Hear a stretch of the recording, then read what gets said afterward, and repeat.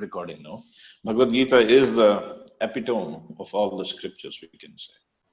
But one main reason it is because it came directly from the mouth of Lord Shri Krishna. He is speaking directly. Other scriptures, they're like Srimad Bhagavatam we are discussing, it has lots of stories, lots of information, lots of teachings, and lots of pastimes of Krishna. But those things, those teachings did not come directly from Krishna's mouth. Some places in Bhagavatam, yes, but not the whole thing. Bhagavad Gita is one of the very few literatures, very few scriptures where the teachings came directly from Krishna's mouth. So they are very, very important. And as I don't know if I mentioned in the beginning, it is said, if anybody remembers just one shloka of Bhagavad Gita when he is about to leave his body, he can go back to the spiritual world. And then Gita Mahatmya says, not even one shloka, even half the shloka. And then it said, not even half the shloka, even just 1/4 of a shloka of any shloka of Bhagavad Gita. If one remembers, he can go back to the spiritual world. It's so powerful because these verses came from the lotus mouth of Krishna. So anything that comes from Krishna is non-different from Krishna. Anything that is touched by Krishna is non-different from Krishna. So anything that comes from Krishna is also non-different. So Bhagavad Gita shlokas are so powerful. In fact, here Prabhupada actually didn't say the names of the chapters like it is given in Gita Mahatmya. So first chapter in Gita Mahatmya is named Arjun Vishad Yoga. Prabhupada named the chapter Observing the Armies on the Battlefield of Kurukshetra. But in Gita Mahatmya it's mentioned Arjun Vishad. Vishad means lamentation. So Arjun is lamenting in the first chapter. Basically this is how the first chapter ends. First Duryodhan looks over the armies of both the sides, then Bhishma Pitama blew his conch shell, and then Arjun asked Krishna to take the chariot between the two armies, and he started lamenting why he should not fight. But if we look at the name of the chapter again, it is said Arjun Vishad Yoga. Means even if somebody studies this chapter, which is just the lamentation of Arjun, there is not a single teaching given by Krishna in chapter 1. Just Arjun is lamenting, that's it. If somebody even studies that with full faith and sincerity, he can get connection or yoga with Krishna. This can arouse that sense of connection or my lost feeling with Krishna again. This is how important Bhagavad Gita is. No wonder our Prime Minister Modi, when he goes around and he gives this gift of Bhagavad Gita to all the world leaders, he tells them there is nothing more better than this gift, I can give it to you. And you cannot have any better gift than this, than Bhagavad Gita. But unfortunately, we living in India, we have no time to study Bhagavad Gita. This is an unfortunate situation, actually. But anyway, I think we should start chapter 2. Everybody got the book or the chapter 2 in front? Okay. Contents of the Gita summarized. Text 1. So we'll cover till text number 10. That is the theme. Sanjay Vacha Tam Tatha Kripya Vishtam Ashru Purna Kulekshanam Vishidantam Idam Vakyam Uvacha Madhusudanaha. Sanjay said, seeing Arjun full of compassion, his mind depressed, his eyes full of tears, Madhusudan, Krishna, spoke the following words. So, in continuation with wherever we finished the first chapter, So in last verse of first chapter was Arjun, having spoken on the battlefield, cast aside his bow and arrows and sat down on the chariot, his mind overwhelmed with grief. So now Sanjay is saying, seeing Arjuna in this position, full of compassion, his mind depressed, his eyes full of tears, Madhusudan, Krishna, spoke the following words. So here is when we talk about depression, what is the remedy for depression? That's also given in Bhagavad Gita. Arjuna was completely depressed. And here the word Madhusudan, Krishna's name is called Madhusudan. Madhusudan means killer of Madhu demon. So in other words, Sanjay is trying to tell Dhritarashtra, just like Krishna killed the demon Madhu, he's going to kill this demon of ignorance in the mind of Arjuna. And Prabhupada, in his purport, he says, if we go to like 6th line from top, no one knows where compassion should be applied. Compassion for the dress of a drowning man is senseless.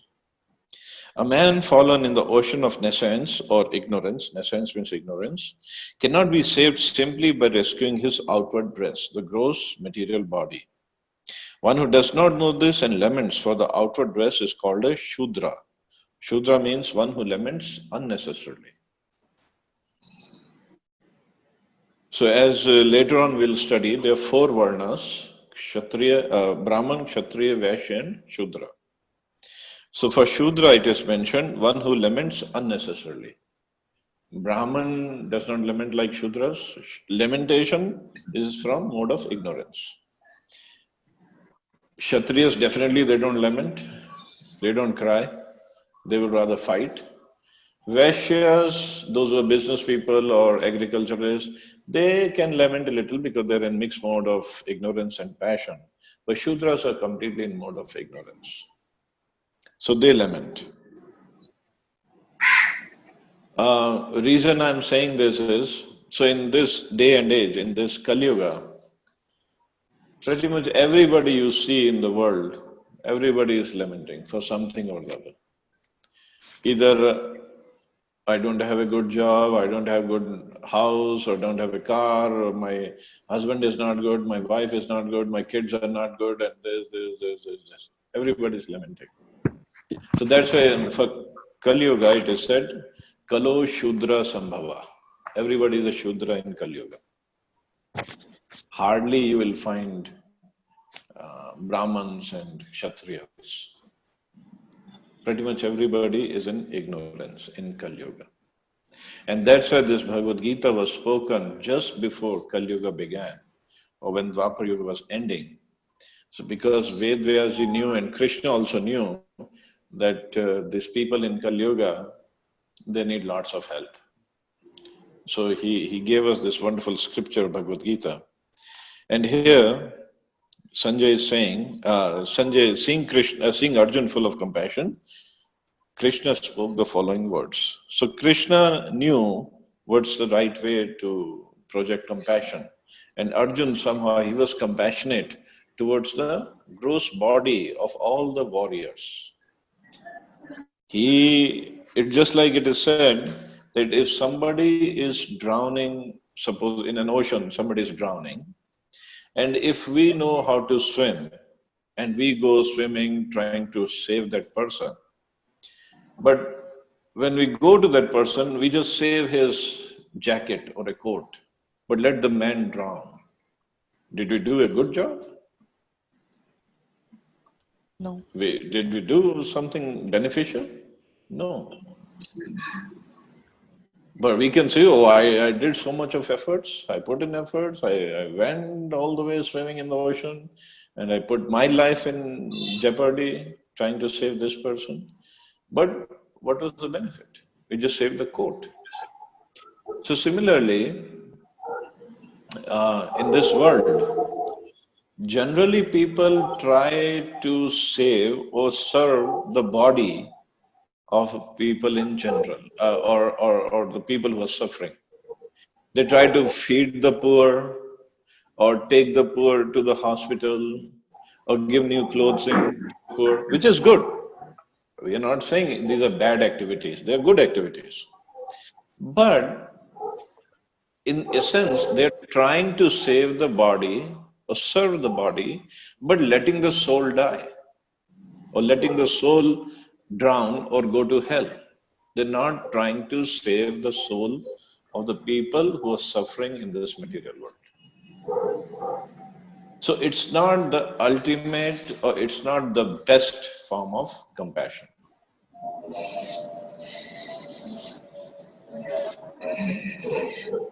The soul, okay, this birth, we can help the body, but next birth, soul will again has to take up new body, again he would be suffering.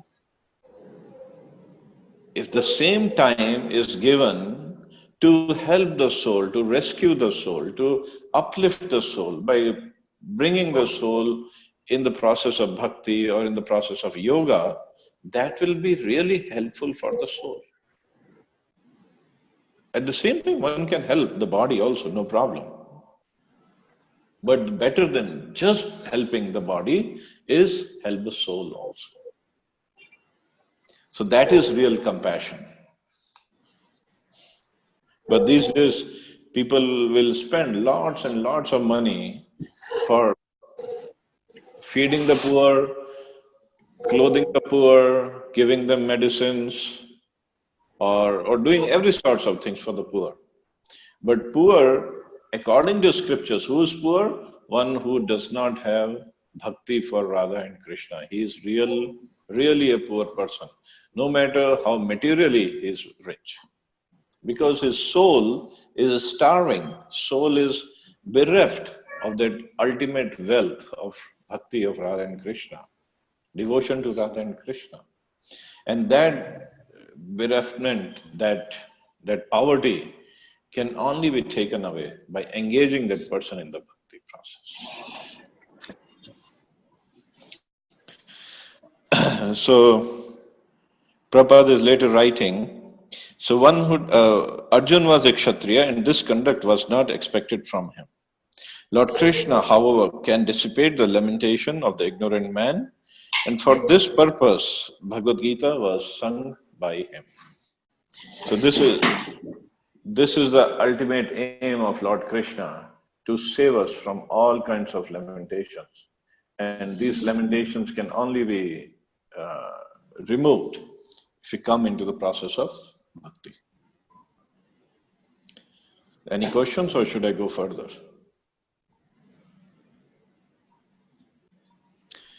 Okay, text 2. Shri Bhagwan Uvacha Kutastva Kashmalamidam Vishme Samapastitam Anarya Jushtam Swargyam Kirtikaram Arjuna. Now Krishna is asking. Supreme Personality of Godhead said, my dear Arjuna, how have these impurities come upon you? They are not at all befitting a man who knows the value of life. They lead not to higher planets, but to infamy.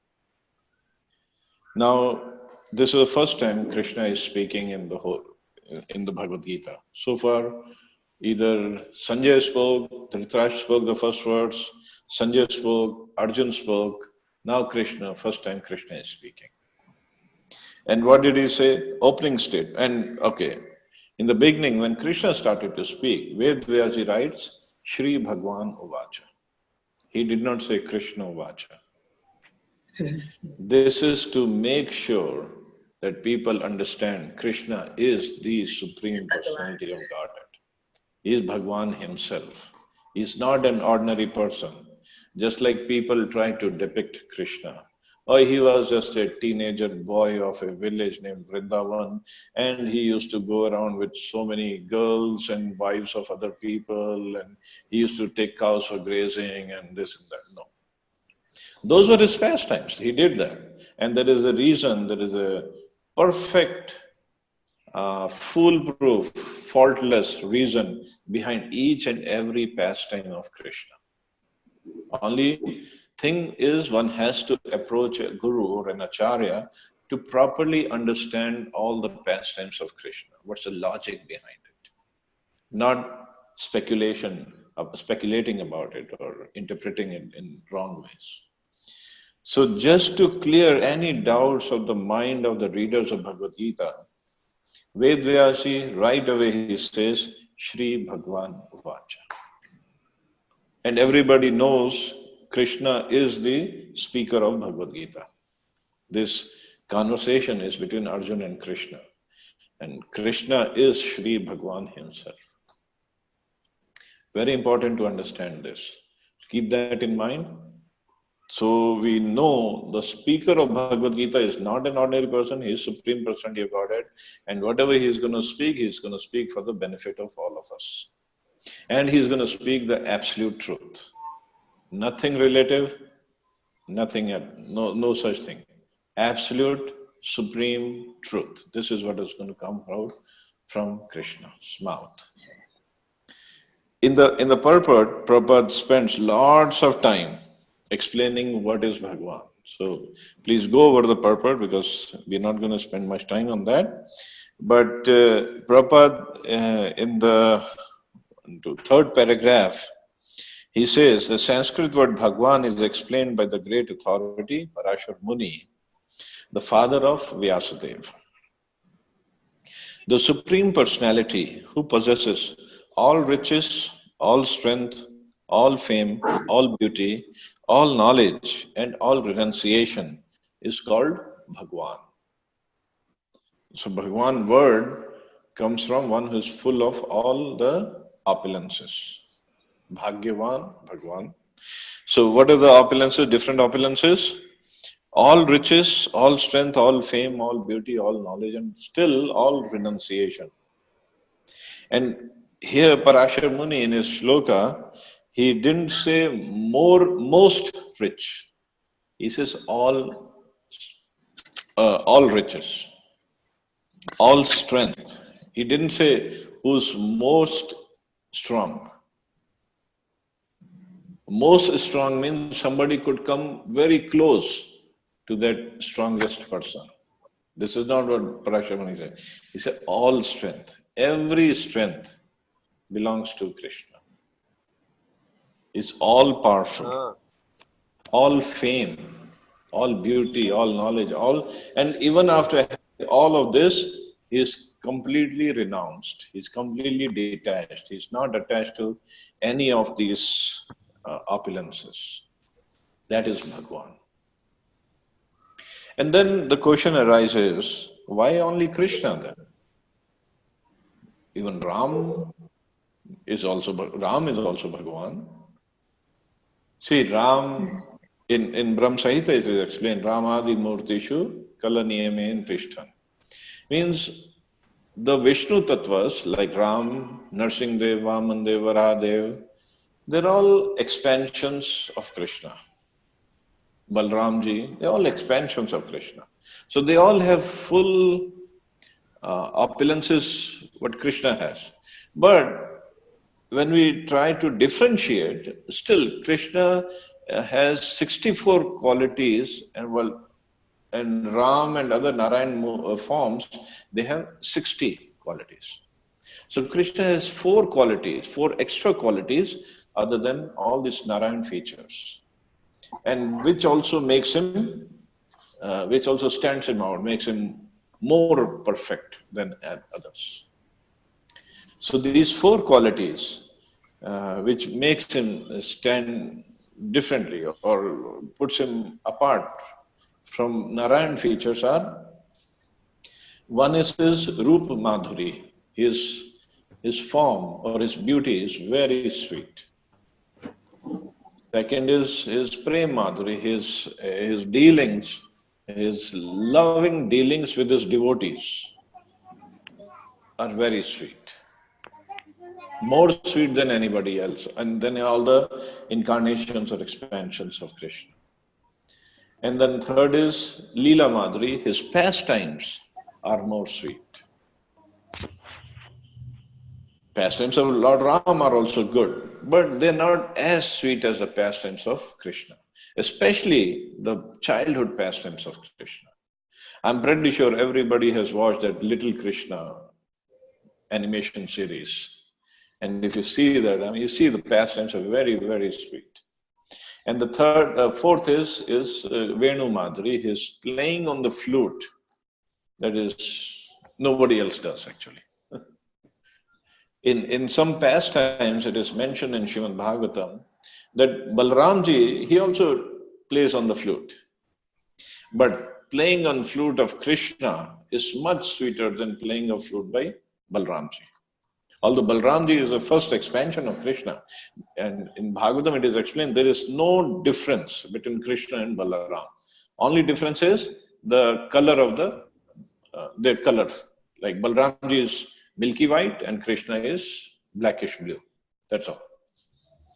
But when we come to the qualities, the playing on the flute by Krishna is more sweeter than playing on the flute by Balramji. So these four qualities sets him aside, sets him apart, or sets him away or on a higher pedestal than even Narayan features. So that's why through scriptures we understand Krishna is the Supreme Personality of Godhead. Even Brahmaji himself has explained, like in this verse also, Prabhupada writes, quoting Brahmaji from Brahma Samhita, Ishvaraha Paramaha Krishna, Sachidananda Vigraha, Anadirada Govinda, Sarvakaran Karana. There are many personalities possessing the qualities of Bhagwan, but Krishna is a supreme because none can excel him. He is a supreme person and his body is eternal, full of knowledge and bliss. Later on, Prabhupada quotes this verse from Srimad Bhagavatam. All the lists of the incarnations of Godhead submitted herewith are either plenary expansions or parts of the plenary expansions of the Supreme Godhead. But Krishna is the Supreme Personality of Godhead himself. Krishna stu Bhagwan Swayam. He is Swayam Bhagwan. So that's why whenever Krishna starts to speak in Bhagavad Gita, Vedyasi always writes, Shri Bhagwan Uvacha. Shri Bhagwan said. Okay, after spending like 80% of the purport on describing Bhagwan, Prabhupada then comes to the verse. Verse is Kutastva Kashmalamidam Vishme Samupastitam Anaryam Drishtam Asvargyam Akirtikaram Arjuna. He is saying from where such impurities have come upon you. You are a Kshatriya. What kind of Kshatriya you are when you are saying you are not going to fight? Kshatriyas means, the word Kshatriya means Kshat Trayate iti Kshatriya. Kshat means injury. So one who protects others from getting injured, that is a Kshatriya. So this is what Krishna is saying, where this impurities come upon you. You're forgetting your Kshatriya duty? What kind of person you are? And then this word Aryan, Anarya Jushtam. Anarya means one who's not Aryan. Arya means one who knows the values of life. That is a person called Arya. So An-Arya means who does not understand. So Prabhupada writes, persons who have no knowledge of liberation from material bondage are called non-Aryans. Although Arjuna was a Kshatriya, he was deviating from his prescribed duties by declining to fight. This act of cowardice is described as befitting the non-Aryas. So such deviation from duty does not help one in the progress of spiritual life, nor does it even give one the opportunity to become famous in the world. Lord Krishna did not approve of the so-called compassion of Arjuna for his kinsmen. So this is how Prabhupada ends. Radhakrishna Prabhu, you have a question? I saw you raising your hand. Yeah, the qualities which differentiate Krishna from the other incarnations. You said the Rupa Madhuri, Prema Madhuri, Venu Madhuri, and the fourth one? Leela Madhuri. Leela. His pastimes are more sweet. Especially his childhood pastimes.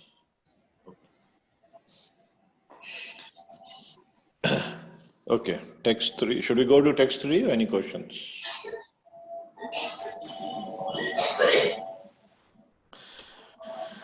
So text 3.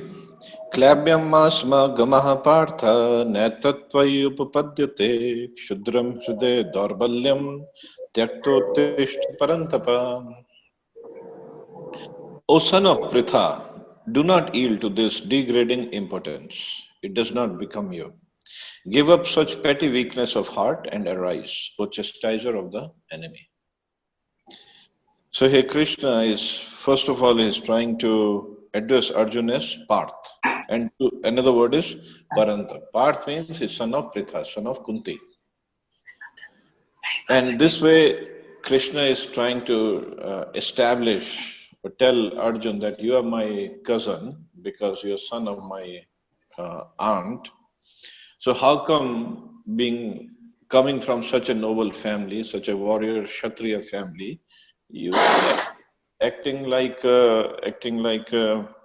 and the word he used is klabyam. Klabyam means impotent. Impotent means eunuch. So indirectly he's telling Arjun what kind of warrior you are. You're acting like a eunuch. This is a very big insult to Arjun. But Krishna, this is how Krishna started his lecture. And later on we will read some more things what he told Arjun. It's amazing. And then Krishna used this word parantap. Parantap means chastiser of the enemy. So he is telling Arjun that you are a chastiser of the enemy. Indirectly, he's chastising Arjun. You're supposed to be chastiser of the enemy, and you're telling, I'm not going to fight. And for all these so-called logical reasons that you're giving, it doesn't make sense. And then he's saying this is just petty weakness of heart. Shudram hirde dorbalyam. It's a petty weakness of heart, nothing else. Whatever logics you're giving, they're not worth it. But Arjun, he is also devotee of Krishna. He is not an ordinary person. He will give more logics now, more reasons. Arjun uvacha katham bhishmam aham sankhe dronam cha madhusudana ishubhi prati yotsyami pujarhar arisudana.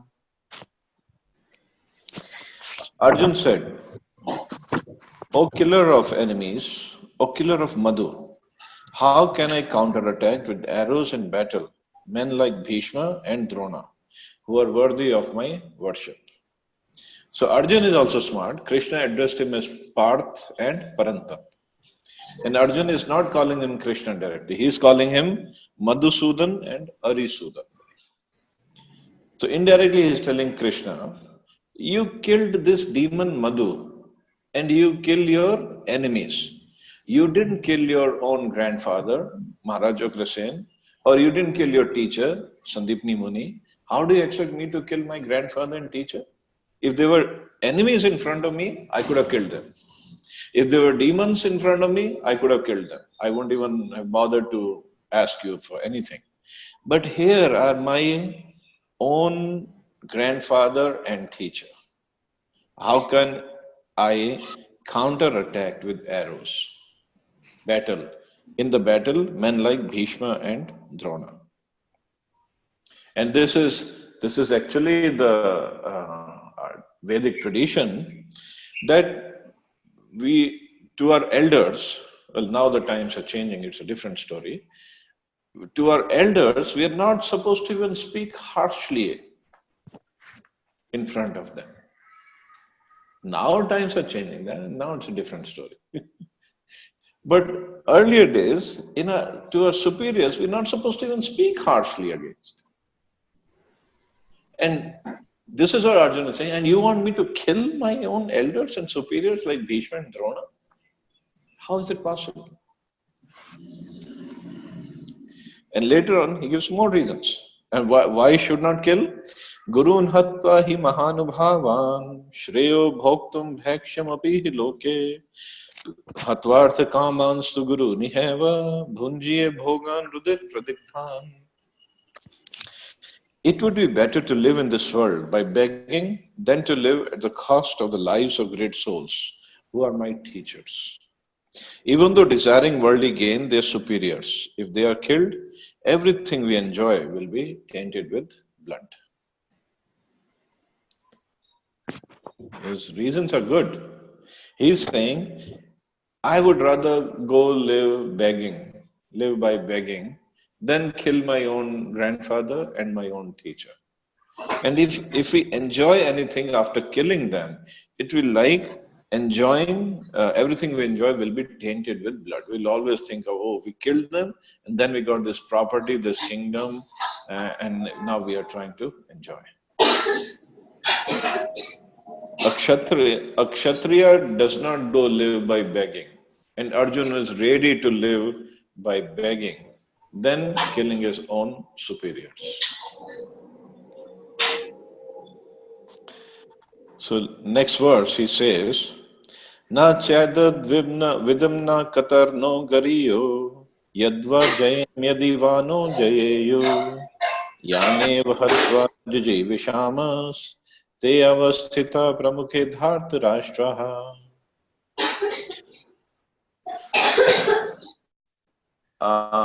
Mrs. Naidu, I'm going to mute you for a while. I get lots of disturbance in the back. Okay. Thank you. Or tell Shriya not to make too much sound here.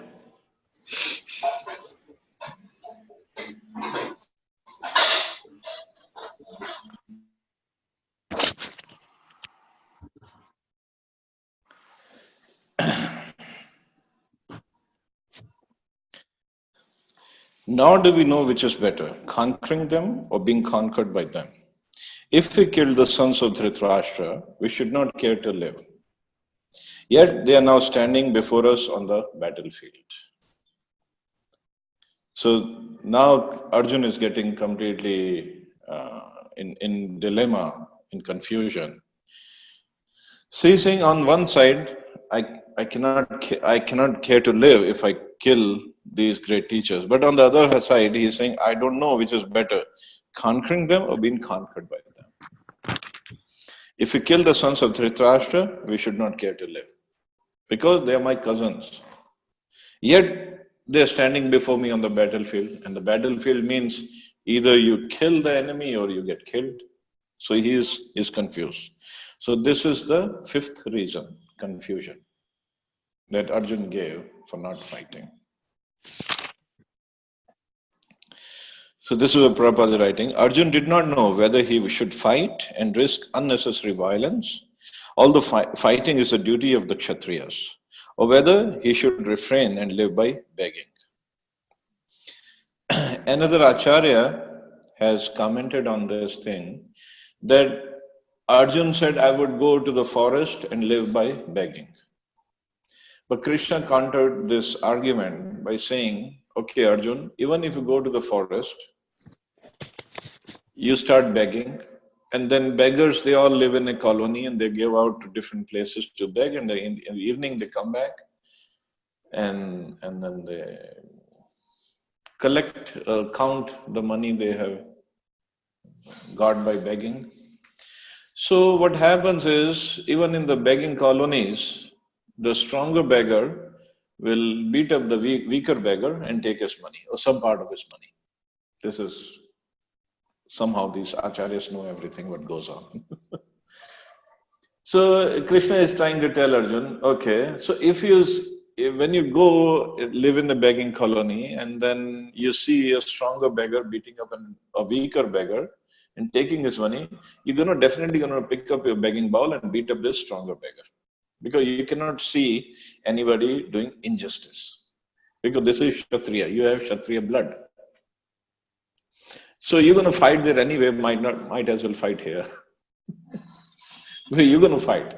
Kshatriyas cannot live without fighting against injustice. So you're going to fight there anyway, might as well fight here in the battlefield.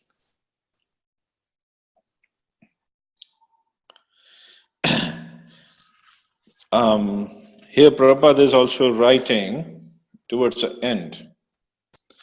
He was truly virtuous, as these qualities combined with his faith in the words of instructions of Sri Krishna indicate. It is concluded that Arjuna was quite fit for liberation. Because first he had detachment, he had control over his mind and senses, and he had faith in the words of Krishna. Unless the senses are controlled, there is no chance of elevation to the platform of knowledge. And without knowledge and devotion, there is no chance of liberation. So for liberation, we need both knowledge and devotion. Arjuna was competent in all these attributes, over and above his enormous attributes in his material relationships. So that's why he was fit for liberation, and he was fit to get these instructions from Krishna in the form of Bhagavad Gita. And actually later on when we see, it wasn't for Arjuna that Krishna spoke the Bhagavad Gita. Actually it was for all of us. Because Arjuna, this whole conversation between Krishna and Arjuna, the whole conversation of Bhagavad Gita lasted for, it says about 45 to 48 minutes. Because war had to start. They had to finish off the conversation. And 10th chapter, Arjuna revealed that Krishna, you are the Supreme Personality of Godhead, and you are everything. And then we understand how Arjuna surrendered to Krishna, understanding Krishna is the Supreme. So Arjuna understand within like half an hour. Although he is a devotee, Krishna's Yogamaya was working on him when Arjuna got confused. But within half an hour, he understood the message of Bhagavad Gita. So this Bhagavad Gita actually is not for Arjuna. It's for all of us who, even after maybe 48 lifetimes, won't be able to understand our position and Krishna's position. Arjuna understood in 48 minutes, it is said. So this is for us. Although through Arjuna, Krishna is speaking this wonderful message of Bhagavad Gita. And now Arjuna says, Karpanyam dosho pahat subhava prichami tvam dharma sammudha chetaha yachriyasane shitam bruhi tanme shishyaste aham shadhi mam tvam prapannam. Now I am confused about my duty and have lost all composure because of miserly weakness. In this condition, I am asking you to tell me for certain what's best for me. Now I am your disciple and a soul surrendered unto you. Please instruct me. So the fifth reason, as I said, was confusion. Arjuna was completely confused. And here in this verse, although this verse is also very important, if you can memorize that. Arjuna is saying, Karpanya dosho. I'm because of miserly weakness, I have lost all composure and forgotten my duty. Miserly weakness. Miser, they're misers. Miser means conjuse, right? Miser means one who has the asset, one who has the money, but he does not spend it. There is a person called poor who does not have money. But miser means one who has money, but he does not spend on the right cause. He just keeps it in the safe deposit and looks at it every day. And he feels happy, I have so much money. So why Arjuna is saying because of miserly weakness? Because as a human being, Arjuna had that high intelligence, higher consciousness to understand what's the real goal of life. And now he has forgotten that. So means he has the assets, but he was not being able to use it properly. So he's saying, I am being a miser. And then this word comes, Shreya, Yat Shreya. So there are two kinds of benefits or goals. One is prayas and other is Shreyas. So prayas means short-term benefit. Shreyas means long-term benefit. Short-term benefit, prayers is like Duryodhana was interested in. He just wanted to win the battle and wanted to enjoy the kingdom. But Arjuna is asking for Shreya. Shreya means long-term benefit. Means what's the ultimate goal of life? What's the ultimate benefit I should be worried about? This is the difference between Arjuna and Krishna. Although in the first chapter it was mentioned how Arjuna is lamenting, how his body is shivering, mouth is drying up, he lost all composure, he sat down on the chariot. But still, look at his consciousness. He is still asking Krishna for what is the ultimate benefit for me, not temporary benefit. That, okay, I can win the kingdom and enjoy. No, this is not what he was interested in. So he asked for this word. This is benefit called Shreya. And this Shreya word comes in Bhagavad Gita many times later on also. Because if we get a spiritual master or a guide like Krishna, Supreme Lord himself, we should not ask him for petty things. Just like Prabhupada also explained some places, going to a very rich man, suppose we go to Ambani, we get a chance to have a meeting with Ambani, and we go and we ask him for 100 rupee donation. What's the benefit? What's the use? It's an insult to Ambani's also. If you just go and, oh, can you give me a donation of 100 rupees? Ambanis can give much more than that, if they want to.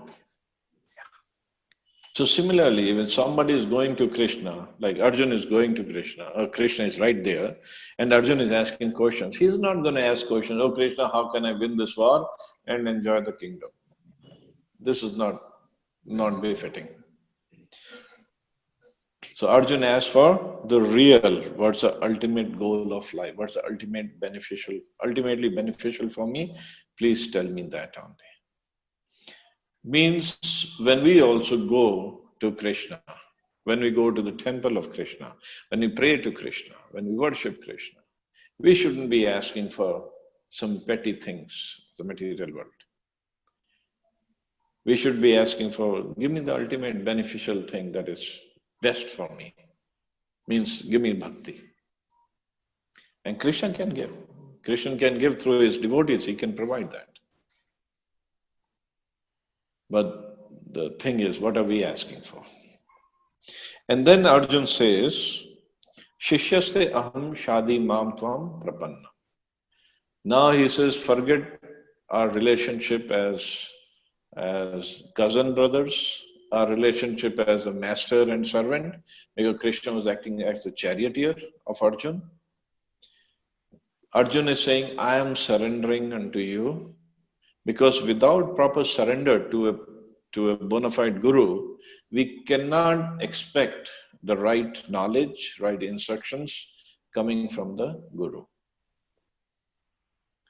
It's not like I have two teachers sitting in front of me in this class. It's not like these days of teaching profession, because I pay you the fees, you give me the knowledge. No. Arjuna was not going to pay him any fees. He said, I am surrendered. Please tell me what's the most beneficial thing for me. This is a real guru-shishya relationship. A shishya, a disciple surrenders, and later on there's a verse that comes in 4th chapter, what are the qualities of a disciple or a student. He surrenders, he's humble, he does the service, and then he asks the questions humbly, not challengingly. Arjuna didn't challenge Krishna anywhere. So this is how we should approach a guru or teacher. And then the guru or teacher can give us the right knowledge, right information, right education.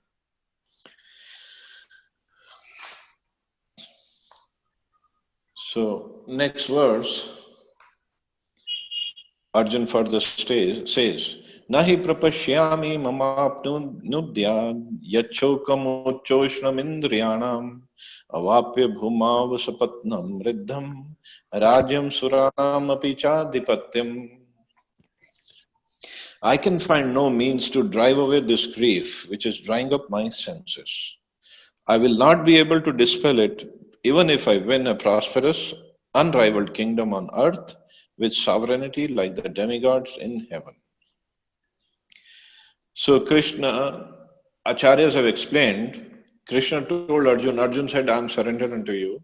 Acharya says, but Krishna then told him, go to Dronacharya, your Guru Dronacharya is there, your other Guru Kripacharya is there, Why don't you go and ask them? I'm not a guru. Do I have an ashram? I'm a grihastha living in Dwarka with so many queens. I'm not your guru. So Krishna is trying to test Arjun, how surrendered he is. So here Arjun says, but I cannot find no means to driver. Means Kripacharya, Dronacharya, anybody else, any other Acharya, he cannot help me, except you. And then he says, I will not be able to dispel this grief, even if I win a prosperous, unrivaled kingdom on earth, with sovereignty like the demigods in heaven. This is Arjun's declaration. Even if I get this prosperity of heaven, I will still not be happy. And we think, if I get 1 crore, 2 crore, 10 crore, 50 crore rupees, I will be very happy. Is it possible? Arjun said, I cannot be happy even if I get the prosperity of heaven.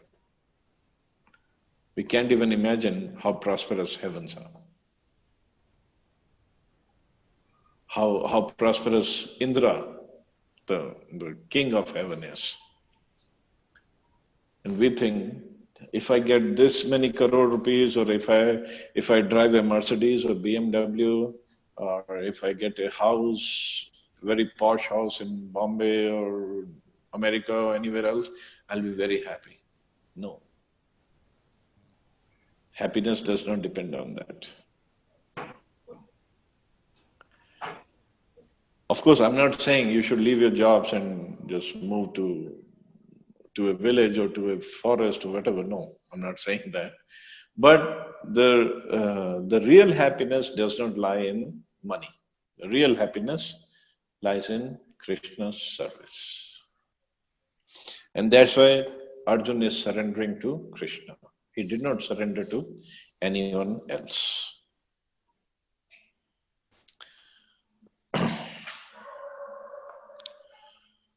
Text 9. Sanjay Vacha Evam Muktva Rishikesham Gudakesha Parantapaha Nayotsyati Govindam Uktva Tushnim Babuha. Sanjay said, having spoken thus, Arjun, chastiser of enemies, told Krishna, Govinda, I shall not fight, and fell silent. So basically he kind of made the declaration, Krishna, Govinda, I'm not going to fight. Basically, so far Dhritarashtra was getting happy because Arjun is lamenting and Arjun is saying, I'm not going to fight.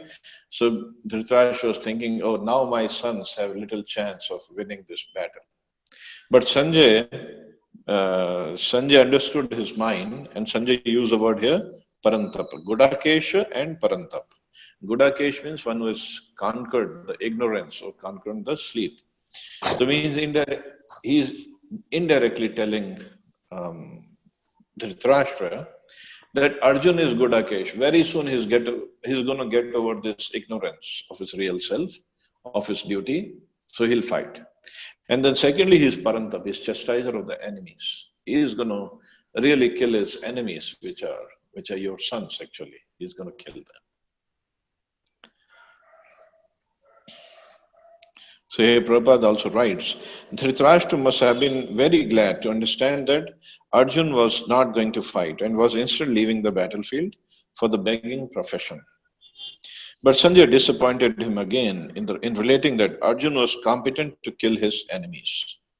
Although Arjun was for the time being overwhelmed with false grief due to family affection, he surrendered unto Krishna, the supreme spiritual master, as a disciple. This indicated that he would soon be free from the false lamentation resulting from family affection and would be enlightened with perfect knowledge of self-realization or Krishna consciousness and would then surely fight. So he's definitely going to fight because he's a chastiser of the enemy. Then text 10, the last verse for today. Tam uvacha rishikesha prahasannev bharata senyorubhyor madhye vishidantam edam vachaha. O descendant of Bharat, at that time Krishna, smiling in the midst of both the armies, spoke the following words to the grief-stricken Arjuna. Here Krishna is smiling in the midst of both the armies.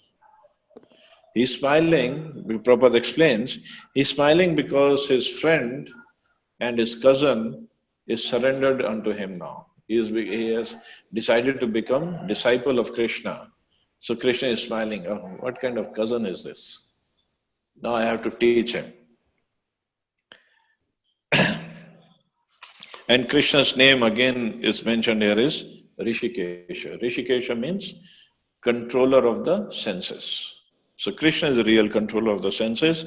And when somebody is surrendered unto him, like Arjun has, so Krishna would definitely not let go of, let Arjuna's senses go in any wrong direction, especially in taking the wrong decision of not fighting. Krishna is Rishikesh. Like Prabhupada wrote in the previous some verse, he said, Krishna is Rishikesh, he controls our senses in the same proportion as we are surrendered unto him. And in the case of pure devotee, he directly controls the senses. He did not let his pure devotee go off track in any way possible. So definitely Krishna is not going to let Arjun go off track. He is not only the charioteer of Arjuna's chariot, but he is also the control of Arjuna's senses, his mind, all his working and knowledge acquiring senses. So this is the benefit of surrendering unto Krishna or becoming a devotee of Krishna. The Krishna then controls everything and we can live happily ever after. Hare Krishna. So thank you all. If anybody has any question, I'm going to unmute you all. Okay. Hare Krishna. Yes.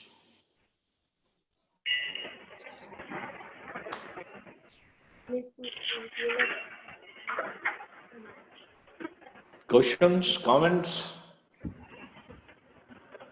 Hare Krishna, Prabhu. Hare Krishna mantra. Prabhuji, so Dhritarashtra also heard the Bhagavad Gita through Sanjay. So was he also delivered at the end?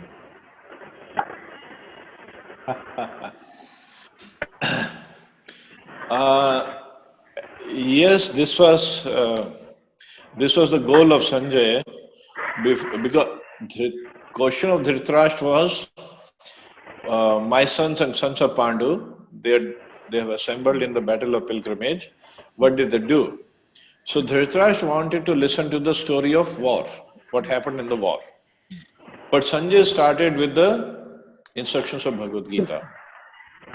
So yes, Dhritarashtra was liberated, but not just by listening to Bhagavad Gita, because after the battle of Mahabharata was over, Dhritarashtra was still living with Pandavas in the palace of Pandavas, and Vidurji, he had gone to all these places of pilgrimage when the war was declared. But when he heard that Kauravas were killed and Pandavas had won, he came back to Hastinapur, and Dhritarashtra was his elder brother. So he went to Dhritarashtra. And once we come to this chapter in Srimad Bhagavatam, it is a wonderful chapter because he tells Dhritarashtra why you are living in this palace of Yudhishthira Maharaj and you are living as a dog. Basically, he told him this words, that you are living like a dog in this palace, better get out. So same night, he took Dhritarashtra and Gandhari to forest without telling Yudhishthira Maharaj. And in the forest, Dhritarashtra did tapasya. And then it is said, after a while, he brought fire from his own body and he left his body like that. So from Bhagavad Gita, reading Bhagavad Gita, he understood some part, but final jolt was given by Vidurji. And then he understood this is the way to leave the body, and that's what he did. Thank you, Prabhuji. You're welcome. Any other question or comments?